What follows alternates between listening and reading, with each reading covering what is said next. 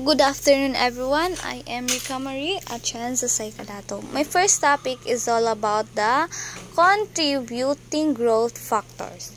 Among the factors that have contributed to the growth of personnel management in the Philippines are the following. First, increasing complexity of business operation. The post-war period saw the birth of big corporations where the volume and variety of operation and the size of labor force demanded specialization in management.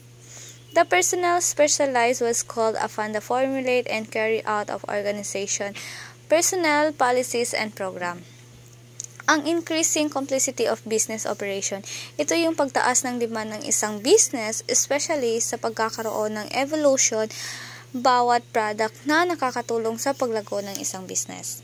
Number 2 is the government regulation and labor laws promulgated in the recent year in order to safeguard the workers' interests, especially those related to wages, working condition, job security, and health. Government in wise to enact a number of labor laws and government regulation.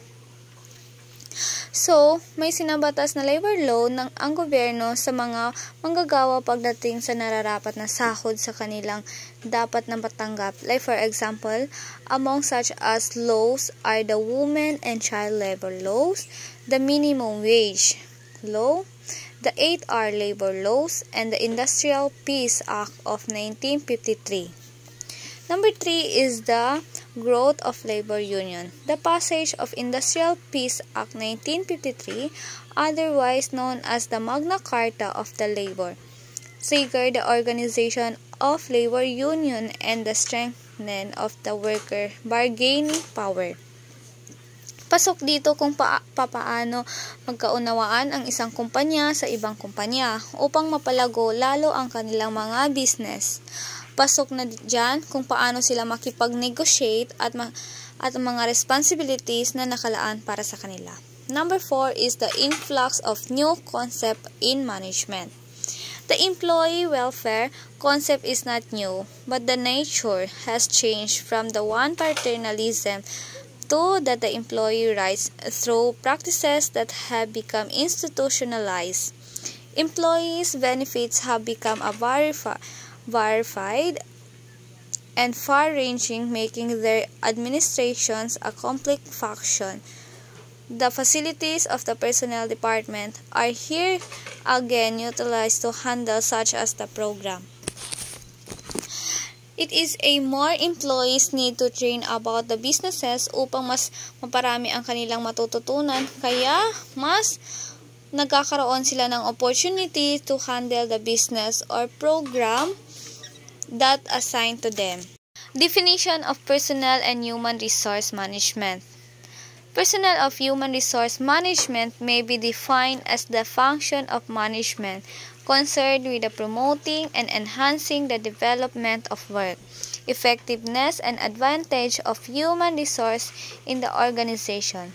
These are accomplished through the proper planning, organizing, directing, coordination, and controlling of activity related to procurement, development, motivation, and compensation of employee to achieve the goals of the enterprise. Personnel of human resource management, a science and an art. A science is a systematic accumulation of facts, their analysis and interpretation, and their use to arrive at satisfactory conclusion. Personnel management is a science because it involves the systematic gathering data derived from the survey and statistic, interviews, and observation. What is systematic accumulation? When we say systematic accumulation, it is increasing growth of facts. Pagsascience using the systematic gathering data like survey and statistics. For art naman is the proficiency in the practical application of knowledge acquired through the study, experience, or observation. Pag sinabi nating proficiency, ito ay tinatawag na galing. An arts, more than experience-based, o ikaw yung nakakadiscovery Personnel or Human Resource Manager.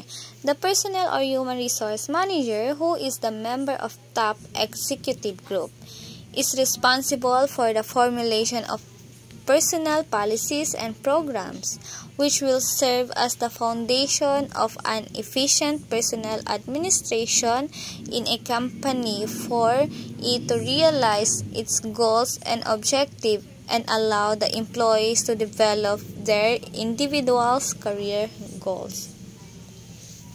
Pag sinabi nating personnel or human resource manager, sila yung mga nagpo-formulate ng policies business, sila yung may responsible from the words manager, sila yung foundation of administration ng company. Sa kanila din manggagaling ang development ng bawat employee.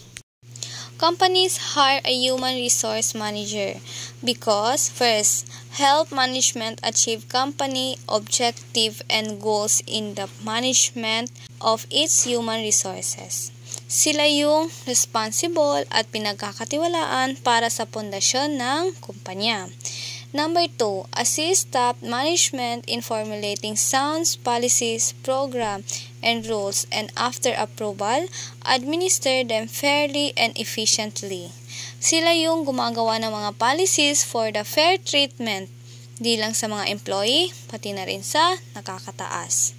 Number 3, assist line supervisor and manager in providing employee with a satisfactory work environment and promoting harmonious relationship with the employee and the union. More on equality when it comes to the work. Number 4, make manager and the supervisor aware of their full responsibilities in the management of human resources by providing them with technical help need to handle employees' problem. Responsibility rin silang tumulong lalo na sa pag-handle ng kanilang employee. Number 5, help train and develop the human resource of company in order to equip them with the skills and knowledge required in accomplishing their job efficiently. They are the one who develop to the employee para mailabas nila ang kanilang galing at kakayahan sa kumpanya.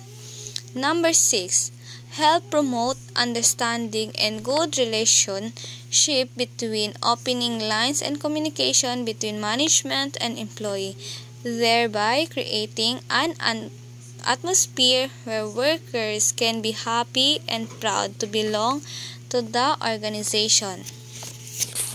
They should have a good communication skills between the workers. Number 7, identify the management problem that can be resolved, the opportunity that can be realized through the improved effectiveness and personnel management.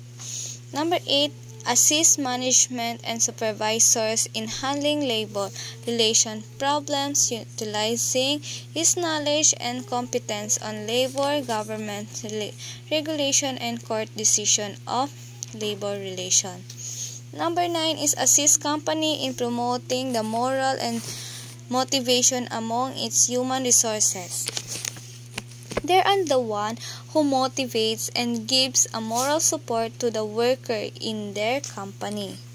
Number 10 is assist in crisis management in organization development. Dapat aware sila if ever magkaroon ng crisis, dapat alam nila ang solusyon at alam rin nila paano i-handle ito. That's all. Thank you.